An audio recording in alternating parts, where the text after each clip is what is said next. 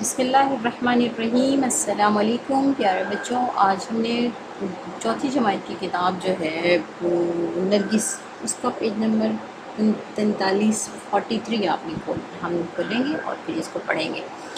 اس کا آدھا حصہ کل آپ نے ریڈنگ کی تھی، آدھے کی آج ہم نے ریڈنگ کرنی ہے، ٹھیک ہے۔ ریڈنگ کرنے کے لیے آپ کو پتہ ہے کہ آپ نے میرے ساتھ ساتھ پڑھنا ہے۔ اپنے فنگر کو لفظوں کے اوپر رکھیں تاکہ آپ کو لفظوں کی پہچان ہو جائے، ٹھیک ہے۔ 2 دفعہ میں پڑھوں گی، اس کے بعد 3 دفعہ 4 دفعہ آپ کو دہرائیں گے اور پھر اپنے کسی بڑے کو سنا دیں گے، ٹھیک ہے جی۔ ہم یہاں سے شروع کرتے ہیں۔ آپ کو پتہ ہے کہ کل جو ہے جو کل ہم نے ریڈنگ کی تھی اس میں ہم نے راشد منہاس کے بارے میں پڑھا تھا کہ انہوں نے اپنے ملکی طیارے کو انڈیا کی سرحد میں جانے کے بجائے پاکستان کی سرحدوں میں ہی اس کو گرا کر تباہ کر دیا تھا، خود بھی شہید ہو گئے تھے۔ اور جو بندہ جو تھا پاکستان کا، جو ملک کا، ہمارے ملک کا غدار تھا، اس کا نام کیا تھا بھلا؟ لیفٹیننٹ مطیع الرحمن، ٹھیک ہے۔ اس کو بھی اپنے ساتھ ہی ختم کر دیا تھا اور جام شہادت نوش کیا تھا انہوں نے۔ آج ہم نے پڑھنا ہے، اس نے منصوبہ بنایا تھا، جو لیفٹیننٹ مطیع الرحمن تھا نا، اس نے منصوبہ بنایا کہ پاک فضائیہ کا ایک طیارہ اغوا کر کے بھارت لے جائے اور راشد منہاس کو قیدی بنا لیا جائے تاکہ پوری دنیا میں پاکستان ایک کمزور ملک قرار دے کر بدنام کیا جائے۔ غدار مطیع الرحمن نے چالاکی کے ساتھ اپنے منصوبے پر عمل کیا۔ راشد منہاس حال ہی میں، یعنی کہ ابھی تھوڑا ہی عرصہ ہوا تھا انہیں کہ وہ پاکستان ایئر فورس اکیڈمی رسال پور اور کراچی میں تربیت یعنی ٹریننگ لینے کے بعد پائلٹ آفیسر بن چکے تھے اور ان کی عمر اس وقت صرف 20 سال تھی۔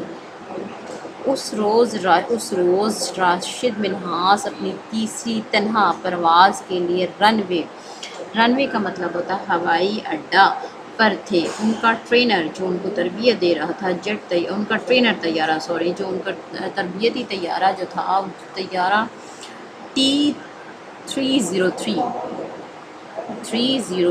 اڑان کے لیے رن وے یعنی ہوائی اڈے پر دوڑ رہا تھا کہ تجربہ کار مطیع الرحمن اپنے ناپاک منصوبے کے تحت وہاں آ پہنچا اور دھوکہ دے کر راشد منہاس کے ساتھ طیارے میں سوار ہو گیا۔ وہ نہ وردی میں تھا، یعنی اس نے یونیفارم نہیں پہنا ہوا تھا، نہ اسے تربیتی پرواز میں جانے کی اجازت تھی، یعنی کہ وہ کسی جو تھا ٹرینر طیارہ تھا اس میں اس کو جانے کی بالکل بھی پرمیشن نہیں تھی، لیکن اس کے باوجود بھی وہ راشد منہاس کے ساتھ جو ہے وہ دھوکہ دے کر پہنچ گیا تھا اس کے اندر۔ جب اس نے اپنے طیارے میں بیٹھتے ہی وائرلیس پتہ ہے نا آپ کو، چھوٹی سی مشین ہوتی ہے جس کے ذریعے ہم پیغام بھیج بھی سکتے ہیں اور وصول بھی کر سکتے ہیں، ٹھیک ہے۔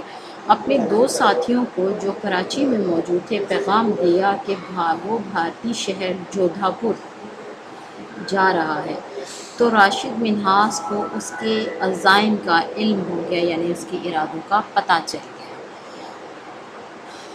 جی بچوں، پھر سے ریڈنگ کرتے ہیں۔ اس نے یعنی کہ مطیع الرحمن نے منصوبہ بنایا کہ پاک فضائیہ کا ایک طیارہ اغوا کر کے بھارت لے جائے اور راشد منہاس کو قیدی بنا لیا جائے تاکہ پوری دنیا میں پاکستان کو ایک کمزور ملک قرار دے کر بدنام کیا جائے۔ غدار مطیع الرحمن نے چالاکی کے ساتھ اپنے منصوبے پر عمل کیا۔